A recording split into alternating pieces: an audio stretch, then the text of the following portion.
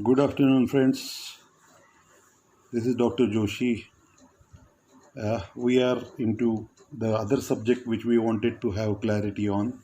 I already shared videos, I already shared notes, I already shared PowerPoint presentation. But then there is some summary that is required to be prepared, and I'm preparing this summary for you. You people just have a look at those units which are going to be part of your subject called Banking Operations Part 2. Now, I'm just going to give you the brief about that. The first unit of that particular subject is dedicated to role of banking in India. Now, to tell you pre and post independence era, the pre-independence era banking was absolutely at the hands of Britishers those days. Of course, few banks were there and those banks were operating, but then the businesses of those banks were not that significant as compared to the money lenders then. Moneylenders were dominant, and moneylenders really have dominated the era, and moneylenders were actually responsible for all kind of finance that used to be given to especially farmers, and those farmers were exploited. Now here came Mrs. Indira Gandhi, was then Prime Minister of India. She took a very important decision that was post independence, of course, in 1969. She nationalized public sector banks. Whatever public sector banks India had those days, all those banks were nationalized. In one shot, that banks were now called public sector banks, or in other words, those were government banks, and those were given the task of giving small and medium credit to the farmers and small vendors, small businesses. And that actually played a wonderful trick. And in 1969, this decision of nationalization of banks was crucial. Then came the important year for India, 1991, where Dr. Manmohan Singh was given the charge of finance. He was made finance minister by then Prime Minister of India, P.V. Narasimha Rao.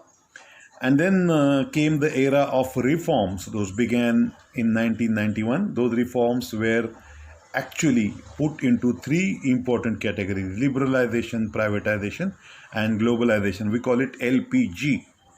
And then here was the first time some kind of encouragement was given to the private banks, and private banks and foreign banks also came in Indian economy, which was not there till 1991. So from 1969 to 1991, dominance was of public sector banks, we call it PSBs. And now, after 1991, private banks like ICICI Bank, HDFC Bank, Yes Bank, and so many others, we call it HSBC, all those banks actually started to operate. And foreign players also started to play important role in Indian banking, and that all started post 1991 reforms. The role of national banks also have changed. They started playing important role in providing support and credit to agriculture sector, small scale industries, and medium and small scale industries, SMEs and MSMEs. Now, in that sense, role of banking now is flourishing, but at the same time, public sector banks are facing a lot of problems nowadays. That's what the summary of unit number 1. Unit number 2 talks about legal aspects of banking in India. Now, what legal aspects are? Most important, commercial laws which were there, like Contract Act, Sale of Goods Act, Banking related act called the Negotiable Instrument Act.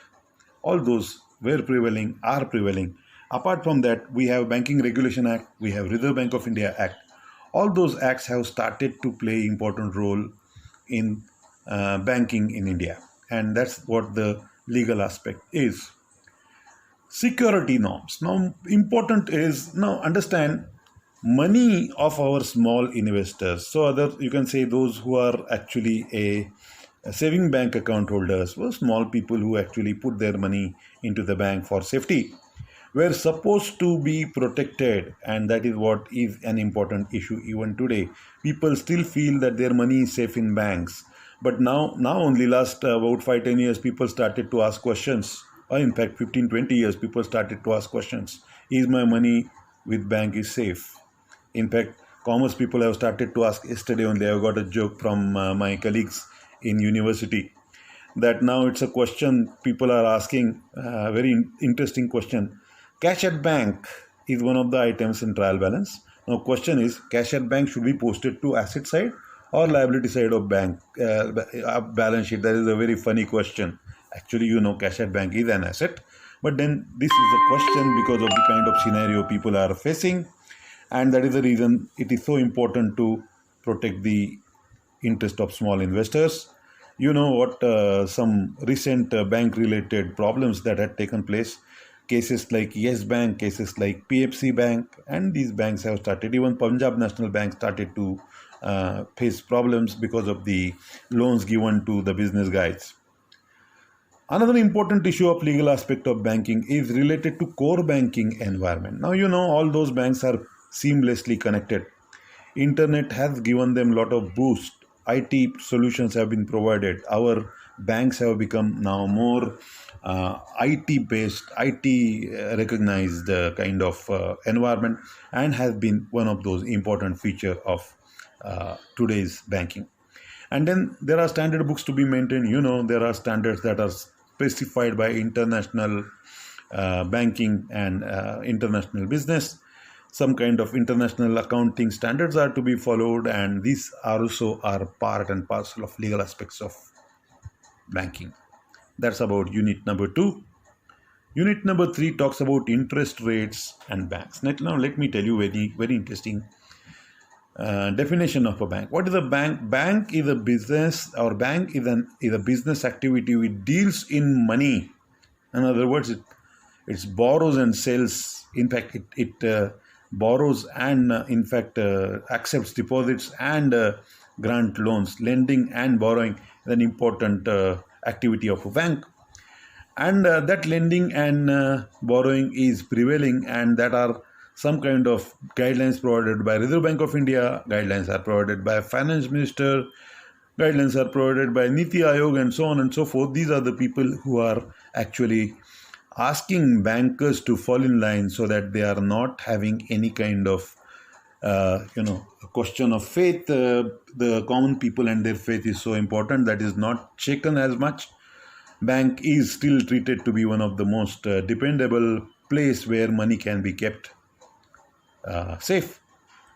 Now, coming to the directives provided by Reserve Bank of India and various kinds of rates, I already enumerated those 4 kinds of important words.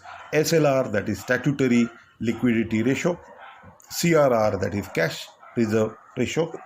Repo, the rate required to be kept under control as far as the RBI is concerned, and reverse repo. These are the 4 words. I have given the total details of those 4 different terminologies used by bankers. That is related to interest, that is regulated. Understand, it is important that money that is given by or kept by the small investor or small depositor is kept safe. So these ratios are required to be maintained by banks as required by Reserve Bank of India. Related to SLR, we are talking about, that is the money. Whenever we need money, we take loans from bank, and bank charge interest. But then out of that interest that is charged by bank has to keep some amount of that with the Reserve Bank of India. That's called SLR. Then CRR, cash reserve ratio, that is the deposit the bank has to keep with RBI. And this rate is very important. That is to be maintained by every bank, and that is one of the crucial formula for any bank's performance. What is CRR? Repo is another rate which when you are approaching any bank is approaching for having any kind of arrangement with Reserve Bank of India, they are required to actually approach RBI. In that case, the rate that is required, that will be, bank will require to borrow some money from Reserve Bank of India. In that case, whatever rate that will be granted will be called repo, and reverse repo is just other way around. I think I have given all this. Just explain this whenever the questions are put in the exams. we are into uh, continuity with that subject called uh, various security norms that are required to be maintained, and that is the reason why legal aspect in banking is also important and interest rates were so important. Now coming to funding and procedural compliances. Now you know that there is working capital need by small businesses and even medium scale businesses and big companies. There is a gap between what need is and what money is available at source with the bank, with the individual business. So the bank needs to very importantly appraise and find out whether the banking whether the organization asking for finance, whether the business that is asking for working capital need is properly complying with the documentation needs. Modes of payment are important. When there is export, there is question of letter of credit kind of thing, deferred payment wherever the payment is made at some future promised date, we call it deferred payments. Securities are to be valued, whichever collateral securities are given. You cannot give peanuts and ask companies to give gold. Now, that's what had happened in case of Nirav Modi and people like Mr. Vijay Mallya, who has actually cheated the banks in terms of whatever securities they had provided, and those securities have proved worthless, and then they had no other option but to go through the ED and income tax procedural mode to get these amounts recovered. Internal checks and controls of banks are so important, and that is for the safety of all the stakeholders. That's about procedural compliances. And last part of this particular subject that's called international banking, where currency swap is one of those issues. Currency swap means one currency is given in the exchange of the other currencies. Foreign exchange transactions take place. If I want to buy anything from America, I have to buy everything with the help of giving payment through dollars. Whereas on the other hand, if American wants to buy anything from India, he has to buy it in rupees. That's called currency. Then multinational banking, we have many banks and their banks counterparts and the branches are opened in various countries in the world. We call it multinational banking. Then international risk management, most important risk is because of fluctuation of the currency rates. Of course, insurance of the commodities and goods that are traded is also important. Transportation, the risk related to transportation of those goods and services, these are also important risk elements. Then we talk about asset liability management. This is one of those business management rules that the assets and liabilities are properly managed. Financial security of the parties are involved. Exposure management, the fluctuations in currencies, like I said, buying and lending rates of the countries, of the banks, of those particular countries, their rules, their borrowing and lending transactions make a lot of sense. Offshore banks, where risk uncertainties are important, economic and political as well as environmental issues, emergencies, like what happened in case of Corona now.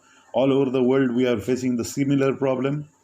Then international financial institutions like World Bank, IMF, Asian banks have to take their important positions, have to provide the kind of support that is needed by countries. And last but not the least, operations of banks abroad are important. International finance. If you have to facilitate international finance, it is necessary that your branches of Indian banks, Indian commercial banks, Indian public sector banks must be opened with the respective countries and their cities and their capitals. If it is possible, then the business between the countries becomes possible, and international business becomes one of those easier things than what has been happening over the years. I hope might have got the total review of the banking operations too as one of those subjects. You'll be able to nicely prepare and now answer the questions if at all you are able to. So, all the best. Thank you very much.